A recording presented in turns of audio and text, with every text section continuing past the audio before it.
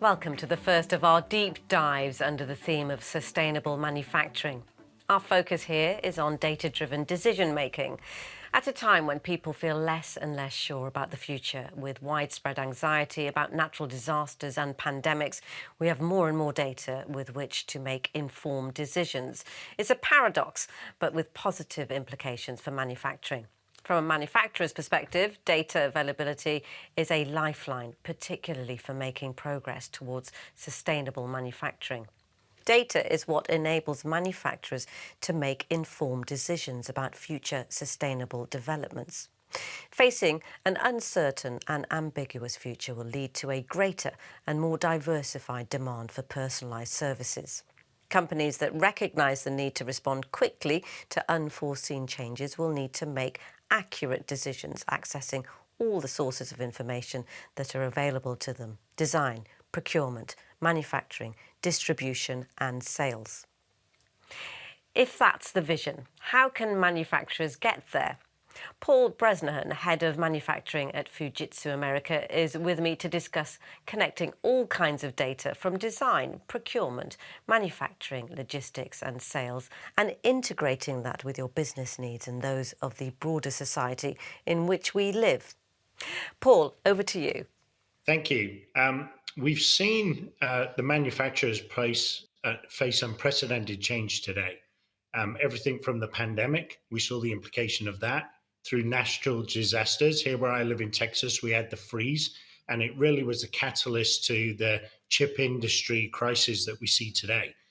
We've also seen man-made disasters like the Suez Canal, and it's just creating unprecedented change for the manufacturer to have to cope with. In fact, you've heard some of my other colleagues in Activate Now talking about the need for data and knowledge to really help manufacturers tackle global issues like carbon neutrality or circular ecosystems. So we're just seeing that need for data growing and growing. If we look to the manufacturer, they've got major issues. They've grown up in silos and a lot of their data is fragmented. A lot of their data as well is system of record versus real time. And this creates a real issue for the manufacturer, and they have a responsibility to society to solve this. We saw during the pandemic that people couldn't get basics like toiletries, toilet paper, and certain food products. We're seeing today, because of the chip crisis, that cars are becoming hard to get and their prices are escalating. We've got to have agility across our supply chain. But to have that agility, you've got to be able to see your supply chain and into the ecosystem with other groups within your supply chain. And that's the challenge for the manufacturer. They don't have that data, that visibility across the supply chain that allows them to react to these sort of issues and to be responsive to the needs of the consumer during pandemics or natural disasters, etc. So manufacturers need to change. So how do they do that? Well, we're coming alongside them as Fujitsu to help them in that transformational journey. And it really starts at the top. It really starts with a manufacturer helping them break down the silos between the different business areas and really think through what are the strategic imperatives they're trying to drive, and then help them change the business processes that underpin that. For example, I was talking to a global manufacturer just this week, and what they were sharing with me is whilst they would like to bring things more proximity to the US, there's certain raw materials that they can't get anywhere else in the world other than where they come from today. So this concept of just-in-time manufacturing is really being challenged. This concept of minimal inventory is really being challenged. They've really got to think through some very new models that allow them to cope with the sort of changes that we've been seeing. So that requires business process to change. And then once those business processes change and we help them think through that as Fujitsu, we can look at the systems and data that's needed to underpin decisions within that environment. Now, we can't do that in a traditional way either. That data's got to be real time. We've got to use technologies like AI to help support that decision making. We've got to use technologies like Fujitsu's digital annealer quantum compute to crunch the massive amount of data that we're seeing coming from across the supply chain. So these are the things that manufacturers really have to think through in order to be effective. So our view as Fujitsu is, data-driven decision-making is critical to the manufacturer. And not just that, by looking across the supply chain, they can connect better with society and have a broader perspective. So let me give some examples. So if we think for a minute about the whole production environment, from the design, the engineering chain management, through the manufacturer and the supply, so the supply chain management, traditionally they've been fragmented environments. And whereas Fujitsu are helping those groups come together by integrating them together, so there's a seamless connection between design, production, and then through the supply chain. And that's really important. That's important for a number of reasons. One is to tackle inefficiencies. So the data I'm catching in design is going straight into production, and I'm not having the opportunity for an error or a delay. But more importantly, in today's society, is agility. So if something changes in my raw material supply and I have a new raw material that means I need a new design, I can do that quickly and feed that into production. Or if the consumer demand changes and that needs to feed back into the design, so I can quickly adjust that and feed that into production. By having these worlds fully integrated, it's really enabling manufacturers to have that agility and visibility that we talked about. Now, as Fujitsu, we grew up as a manufacturer, and we've gone through that transition of being a DX company. We've had to turn our makers into change makers, and our manufacturers are going through that experience. So we bring a lot of empathy to the table to help them do that. We bring a lot of real world experience of applying these DX technologies into the manufacturing space, so we can really come alongside them in the right language, help them break down these silos, re-envision their processes, and then establish the systems and the data that they need to effectively bring change. The other thing that we bring as Fujitsu is we're global. And that's really important because most of our manufacturers are global or plug into a global ecosystem. So bringing that global perspective to the table is really important. And then with that, we bring our partner community, the new composable low-code players like ServiceNow and Salesforce, even right into ecosystem technologies like blockchain, where we're partnered with the Rice Exchange. Fujitsu can bring all of that to the table to help our manufacturers really rethink their DX journey and really enable themselves as a data-driven decision-making organization. Thank you, Paul. Next, let's listen to a recent conversation with Bo Lickergaard, Associate Director at IDC, Jaron Main, Head of SAP Services at Fujitsu, about competitive advantage through ERP transformation. So, Bo, let's start with you. What do you think the longer-term impact of the COVID-19 pandemic will be on the supply chain and manufacturing? Well, you said it. I mean, disruptions, we saw so much of that, and it impacted manufacturers and distributors in particular. They had to do new sourcing, new procurement with new suppliers, and they also had to repivot their operations to new distribution channels, typically digital distribution channels instead of physical.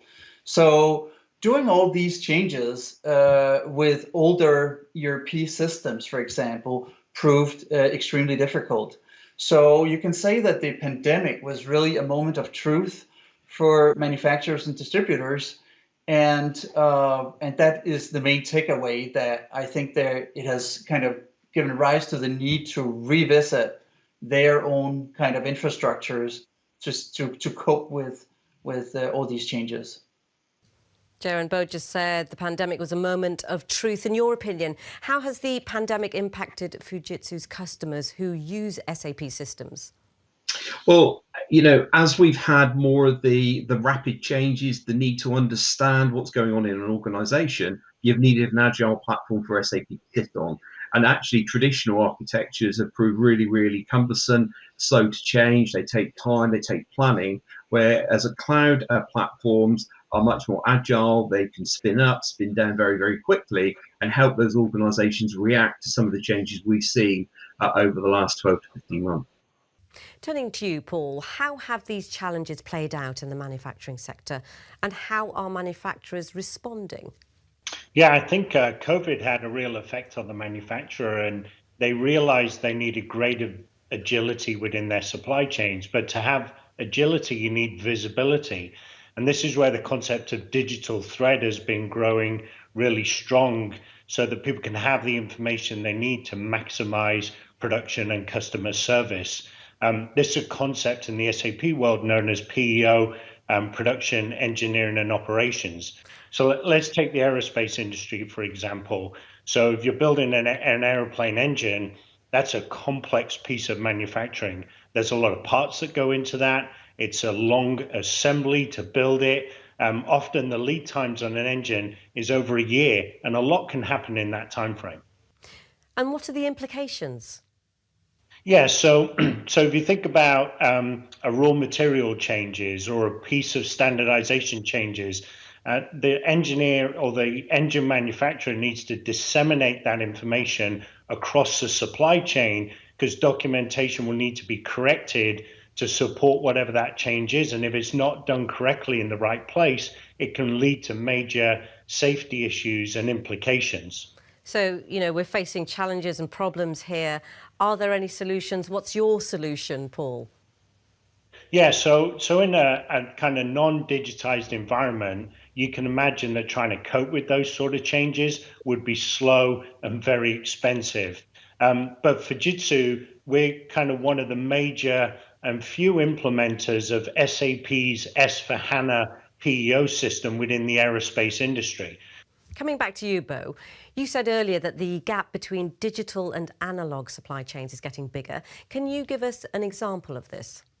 The gap it happens especially when there is disruption, and we've talked about it already, about sourcing new suppliers very quickly on the fly, but also participating in new marketplaces, digital marketplaces, and kind of reconfiguring your business. This is the kind of situations where the difference between those with a kind of traditional transactional ERP system and those with kind of more modern, more flexible cloud-based ERP systems really come to front. And we expect that to continue. I mean, new manufacturing strategies, for example, around mass customization, but also servitization, really require kind of much more flexible ERP backbone. So that's really kind of the crucial part. Paul, do you have any thoughts on this? Yeah, we've been helping customers implement these digital systems to help them move in that direction of mass customization. The key is to be able to do that without losing all of the benefits and productivity gained through scale. In fact, within our own Dallas facilities here within Fujitsu, we've implemented some mixed reality solutions to help shift away from paper-based processes and digitize those processes that allow us to push configuration data down to the shop floor. I'd like to turn back to you, Bo, and ask you, as an independent expert, is this something that's increasingly important? Yeah, so the user experience is important, but what it really translates into and where it really becomes important is the kind of planning capabilities and business insights. That has been the crucial part also during this pandemic, where manufacturers, distributors had to kind of replan and kind of repivot their business. And this is where kind of the traditional ERP systems have not been able to deliver, because they have been transactional systems, and you have had kind of business intelligence systems sitting on the side delivering kind of historic reports and so on. The crucial difference here is that the kind of modern ERP platforms that we are talking about are really able to embed all of this kind of real-time business, contextual business information to the user at the time of transaction. I mean, IDC's research shows that there's going to be a major move to the cloud in the ERP world, and it's happening now. When we look at what people are planning to do, the majority will make a pure cloud setup with their ERP system. There's going to be some with hybrid type deployment where some part is going to stay on premise and some part is going to be in the cloud, and very few which is going to stay kind of completely on premise with their next generation ERP platform. But these ERP migrations are also notoriously risky and complex. And we do see a lot of customers, ERP customers right now, also in the manufacturing and distribution industry, sitting on the fence, so to say, and really having difficulties kind of planning the road ahead.